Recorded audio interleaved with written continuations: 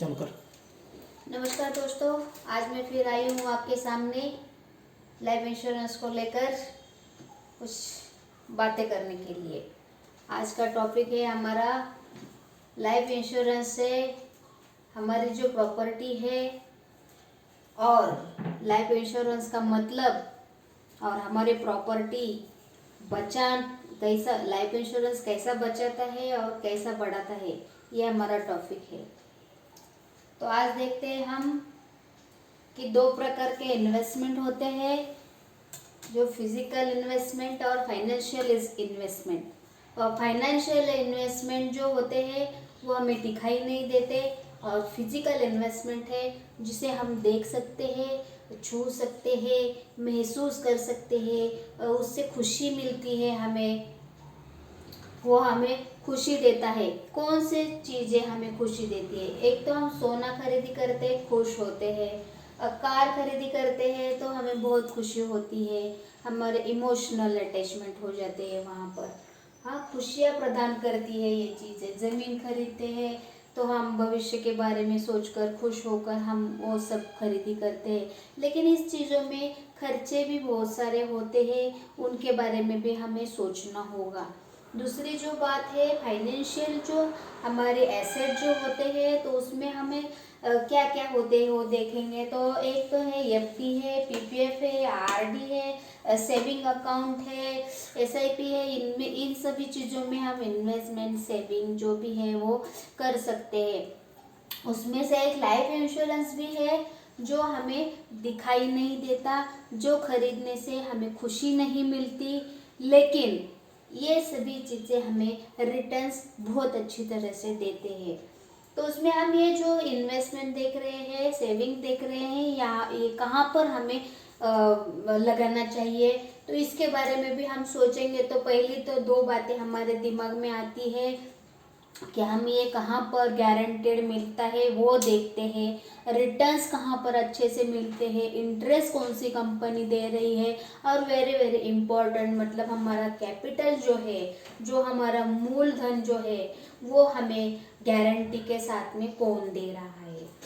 तो उसमें से अभी हम दूसरा देखेंगे कि जहाँ पर नॉन गारंटी जो है, कि जहाँ पर हम छोटे छोटे से चिट फंड कंपनी आ जाती है और वो छोटे थोड़े समय में बहुत सारा पैसा देने का वादा भी करती है और रातों रात निकल जाती है। उसमें से दूसरा एमएलएम कंपनियां भी है जो ऐसे छोटे छोटे कुछ अमाउंट के बारे में हमें बताती हैं और वो भी कुछ समय के बाद में निकल जाती है। तो अभी हमारा जो है भारत में हमारे उम्र के हिसाब में अगर हम देखेंगे तो तीन कैटेगरीज निकलती है। तो एक तो 0 से 25 यानी कि 0 से 25 साल तक का जो हमारा एज है, इस एज में माता पिता अपने बच्चों को पढ़ाते हैं, बराबर। उसके बाद में का जो एज है हमारा 25 से 60, या ये एज के अंदर हम क्या करते हैं तो कमाते हैं। और तीसरी जो स्टेज है 100 to 60, इस एज में हम क्या करते हैं तो डिपेंड हो जाते हैं बच्चों के ऊपर। तो हमें जो है 0 to 25 जो है माता पिता पढ़ाते हैं, हायर एजुकेशन कराते हैं। उसके बाद में का उम्र जो आता है हमारा 25 से 60 साल तक का जो समय है, हमें खुद कमाना पड़ता है, वेल्थ क्रिएशन करनी पड़ती है। उसी समय में हमारे बच्चों की शादी का प्लानिंग करते हैं, हायर एजुकेशन का प्लानिंग करते हैं, और वो सब करते करते हम हमारे रिटायरमेंट प्लानिंग को भूल जाते हैं, बराबर है दोस्तों। तो हमें क्या सोचना पड़ेगा आज कि ये सब करते करते हमें, अगर हम छोटे छोटे अमाउंट अगर बचत करते हैं तो हमें 60 साल के बाद 100 साल तक हम अगर जिंदा रहते हैं तो हमें बच्चों के ऊपर डिपेंड रहना पड़ता है, लेकिन उसका प्रोविज़न अगर हम करते हैं तो हमारा रिटायरमेंट लाइफ, हमारा जो लाइफस्टाइल है वो अच्छी तरह से गुजरने लगेगा। तो उसके लिए हमें अभी आप देखिए कि ये रिटायरमेंट के बारे में हम क्यों बोल रहे हैं, क्योंकि ये जो इन्वेस्टमेंट है, कुछ इसमें से इन्वेस्टमेंट है जो शॉर्ट टर्म के लिए है और कुछ इन्वेस्टमेंट है जो लॉन्ग टर्म के लिए है। तो शॉर्ट टर्म का इन्वेस्टमेंट कौन सा है ये मैं आपको बताने की कोशिश करना चाहूँगी, और लॉन्ग टर्म के लिए आपने LIC क्यों लेना चाहिए ये मैं आपको बताना चाहूँगी। तो इसके लिए अगर देखो कि हमारा गवर्नमेंट आज हमें ये समय में कोई भी पेंशन जो है वो नहीं दे रहा है। दूसरी बात, आज हमारा जो गवर्नमेंट है मेडिकल कवर जो है वो हमें नहीं दे रहा है। तो हमें इसके लिए खुद ही प्रोविजन करना पड़ेगा। 25 से 60 साल के बीच में हम जो वेल्थ क्रिएशन करते हैं, पैसा बनाते हैं, प्रॉपर्टी बनाते हैं, बच्चों को हायर एजुकेशन कराते हैं, उसी समय से हमें कुछ थोड़ा थोड़ा अमाउंट हमें जमा करना पड़ेगा। मैं ऐसा नहीं बोल रही हूँ कि आप लाइफ इंश्योरेंस में ही डालिए, आप कहीं पर भी कीजिए, लेकिन अपना रिटायरमेंट प्लानिंग होना चाहिए।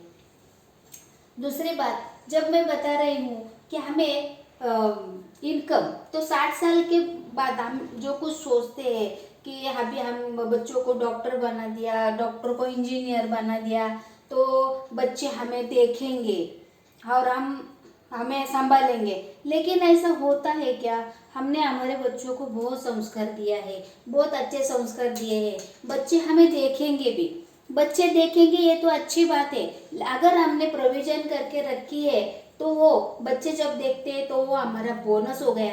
और जो हमने वेल्थ क्रिएशन करके हमारा रिटायरमेंट का प्लानिंग अगर बनाया है तो ये हमारा क्या हो गया, हमारा जो खुद का जो कॉन्फिडेंस है वो उस पैसों से बढ़ता है, उस पैसों से हमें सपोर्ट मिलता है, उस पैसों से हमें इमरजेंसी फंड हम जमा कर सकते हैं, उसी पैसों से हमें हमारे नातू पोती पोता के लिए कुछ गिफ्ट्स वगैरह खरीदने के लिए, उनके कार्यों को समर्थन करने के लिए हमें सपोर्ट होता है उन पैसों से।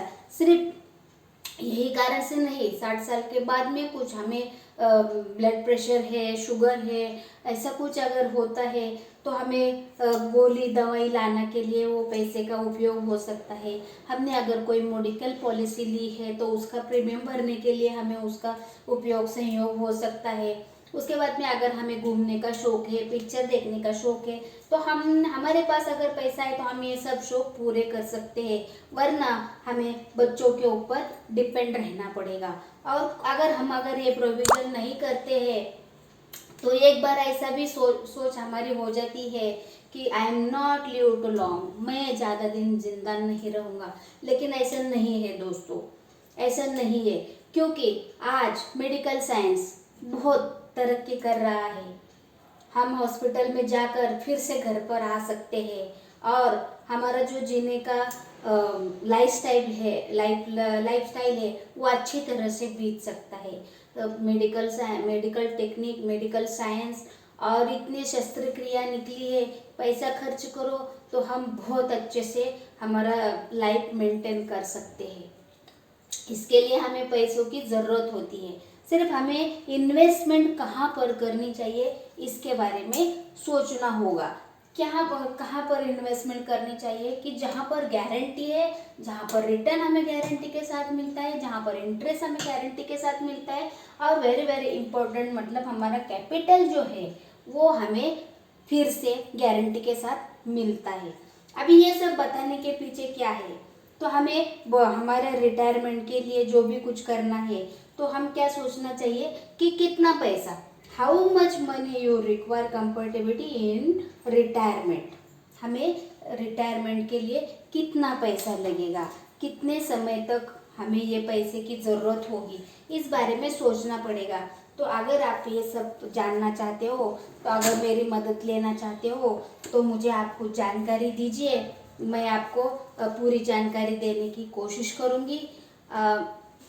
और मेरी जो इतनी बातें आपने सुन के ली दोस्तों, बहुत बहुत धन्यवाद।